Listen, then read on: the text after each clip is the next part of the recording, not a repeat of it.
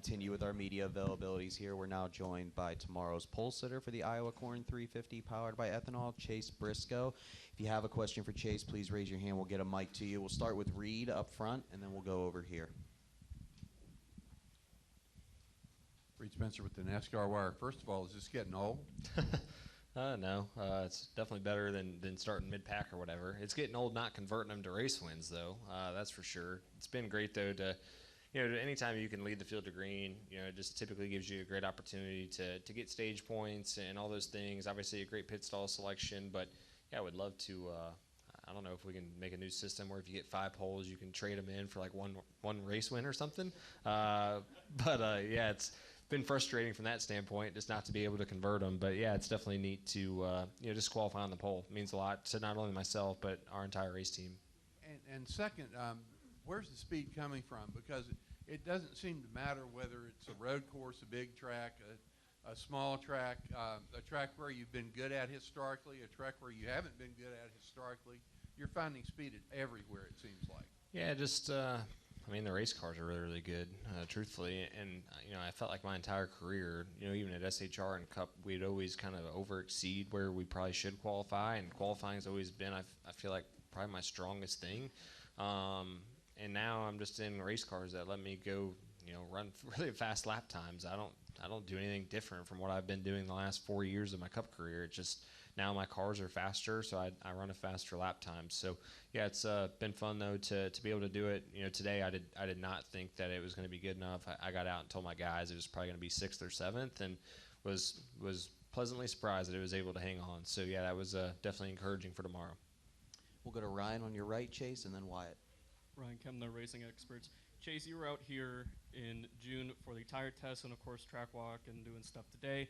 How's the track feeling? Yeah, it's way different than what we had at the test. I mean, it's kind of like a whole new racetrack. Just we're running, I think, 8/10 faster than what we ever ran at the test.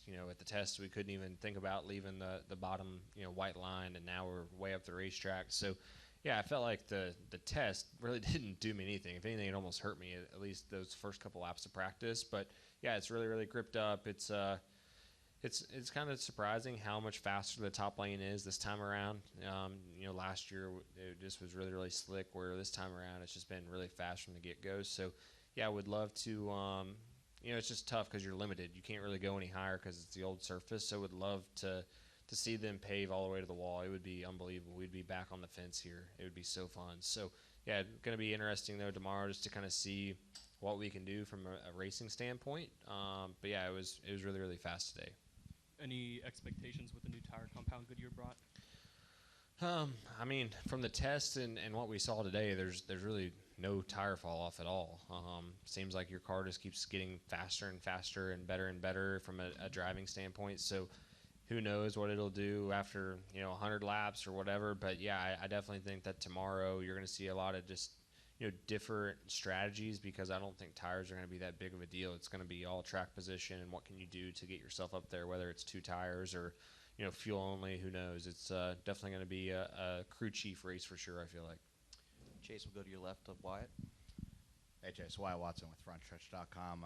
I just need to know if you've had a conversation with a fellow Indiana native, Ryan Newman, over this past dominance that you've had on the pole over the last couple of weeks. Yeah, have not talked to Ryan. There must be something in the water, I guess, there in Indiana. Yeah, it's cool though.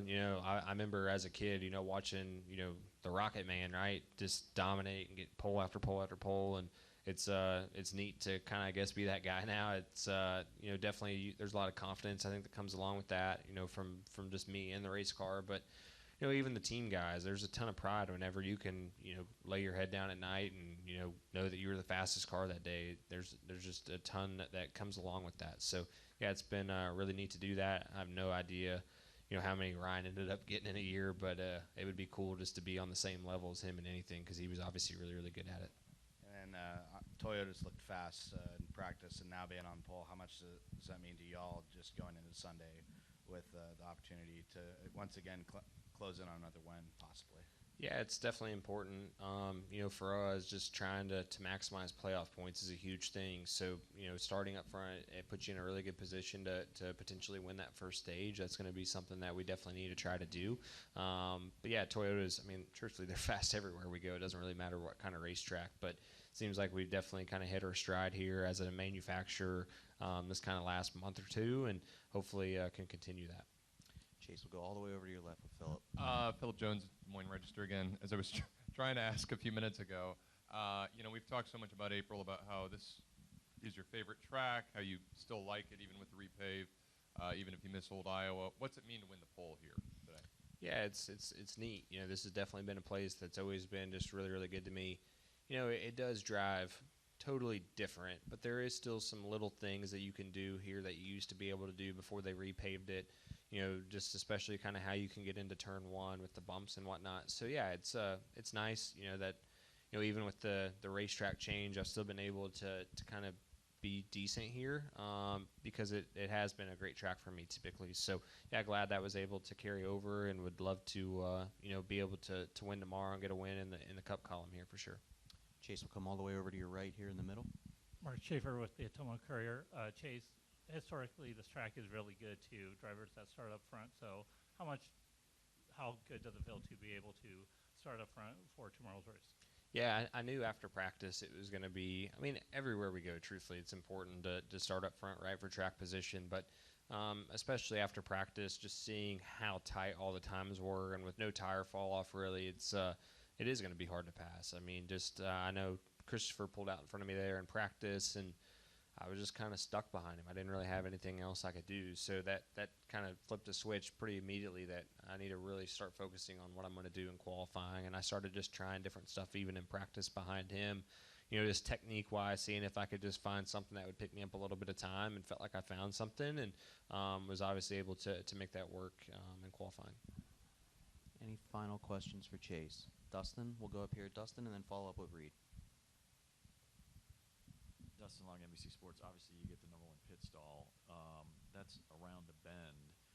It's not the first place where you guys have to do that, but is there any particular challenge with this pit road, or is it even better than some other places where you have that kind of blade bend? Yeah, this is a very unique pit road. We do have some that have a corner to it, a turn kind of in the pit road where you're bumping up your RPM, but this is one of the more extreme just corners.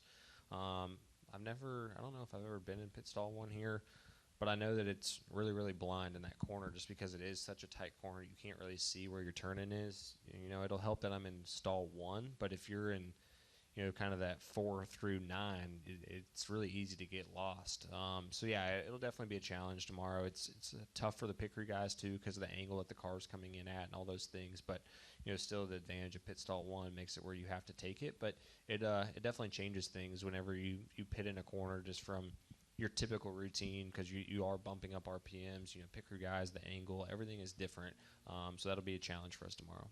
How much? And I know every weekend you guys go in to win a race, so I understand that. But with only 7 playoff points before you get wherever you are, finish in the top 10 in points, how much of a concern, or how much is that on your mind or the team's mind at any point in the next 4 races? Yeah, it's a big concern. That's something that me and James have talked a lot about. I think us as a race team, we feel like we're a championship 4 contender just with our speed and things that we have right now. But the playoff point grid is just it's really, really top heavy, and then the rest of the field only has 7 or 5 points. So it makes it where if you can even just get a couple playoff points from a stage win, but especially a race win, and get that 5 extra, it's a huge deal right now. So that's something that is definitely on our mind.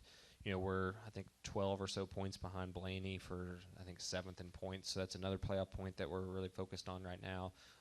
But yeah, for us, that's the biggest thing right now, is just trying to get as many playoff points as we can, because when the playoffs start, you can get through the round of 16. You can get through the round of 12 at that deficit that we're at. But when you get to that round of 8, if you don't have, if you're starting at a 20, 30-point deficit, it's just so hard to do anything. So, yeah, that's extremely important for us right now.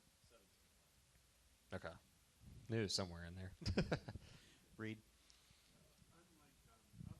Where the Toyotas dominated qualifying, you're the only Toyota driver in the top 10 today, and you've got 2/10 on Denny in 11th and 2/10 on Bubba in 14th, I think. Do you find that unusual because it typically comes in clusters? Yeah, I mean, more so definitely on like the mile-and-a-half racetracks. You know, this is a track where, you know, the aero and everything doesn't probably play as big of a difference. It's a little bit more mechanical grip. And I just feel like, you know, James and the engineers on the 19 group, they just have done a really, really good job, especially these last 2 months of just understanding, you know, what I want and what I need out of my race car. And, you know, I've even kind of noticed a switch with James, you know, over the course of the last 2 or 3 weeks even where, you know, it's went from, hey, you need to be doing this different to we got to get the car better for you now. And I think that just came as, you know, they've started to understand me more and our performance has been better. So, yeah, I think, you know, James just does such a great job, you know, at understanding what I need, and especially on Saturdays for qualifying. That guy he works harder than anybody in the field, and it shows. All right, Chase, thank you very much. Best of luck Yeah, tomorrow. thank you. Appreciate it.